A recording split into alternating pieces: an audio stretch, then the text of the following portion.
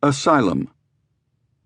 Written in hiding at the convent of La Barde d'Ordogne, 1943-44, and revised at La Barde in 1945. Forward. This book has nothing to do with literature as normally understood. The circumstances of its composition preclude that from the outset. To begin with, there was everything that happened to me before November 1942, the date when I found refuge in the Franciscan convent of La Barde. It was while I was in hiding there that two friends, Pierre Worms and the great writer Jean Cassou, who had himself just come out of prison, finally persuaded me to undertake the project.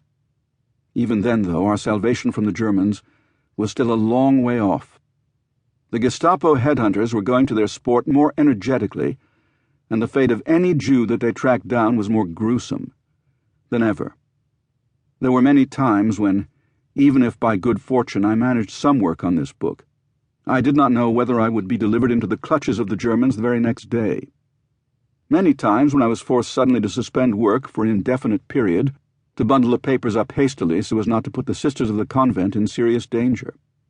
Many times when, to put it bluntly, the end seemed to be before me. In such circumstances, you do not think in terms of creating literature out of all this material, or of having a good story. If I did have such thoughts, indeed, I would hardly deserve to have survived the persecution. It may be that the way in which the words, the sentences, the pages of which this book consists have been put together is the result of a certain intellectual effort, but their content, their essence, has a quite different source, and that source is a profound emotional anguish, an anguish in which the wretched sufferer is able only to keep repeating the same stammering question: how could it all have happened? Any answer to this question would have to address the guilty, all the guilty, and would entail an appropriate punishment. In this case, however, a true day of reckoning of that kind is highly unlikely. The more time passes, the less importance the world will attach to such a notion. People will have more important concerns than the responsibility for war crimes in general, and the suffering of the Jews in particular. But that does not make it any less necessary to pose the question, and to keep posing the question: how could it all have happened? Even if all one may hope to achieve by doing so is to stir the conscience, the thoughts, the anger of just a few individuals.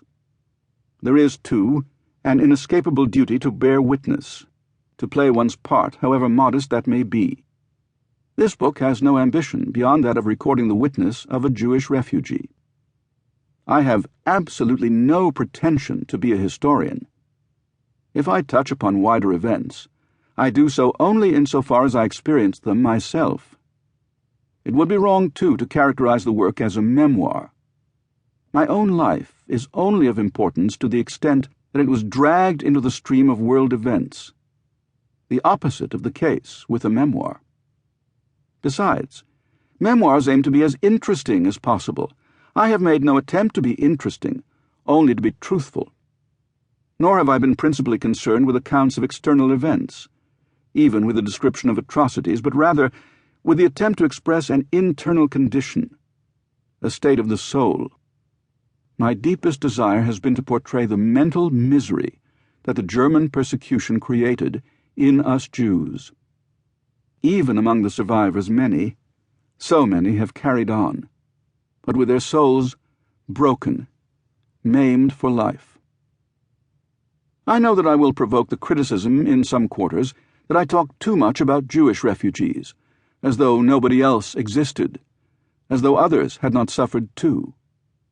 It is absolutely true that others, innumerable others, were made to suffer no less than we. And I have not failed to make mention of that. I myself happen to be both a refugee and a Jew, and one who bears witness must bear witness to his own personal experiences. But there is another point, too, and that is that whatever those others were made to suffer at least had some connection, direct or indirect, with the war. Their treatment at the hands of Germany was unprecedented and absolutely without justification.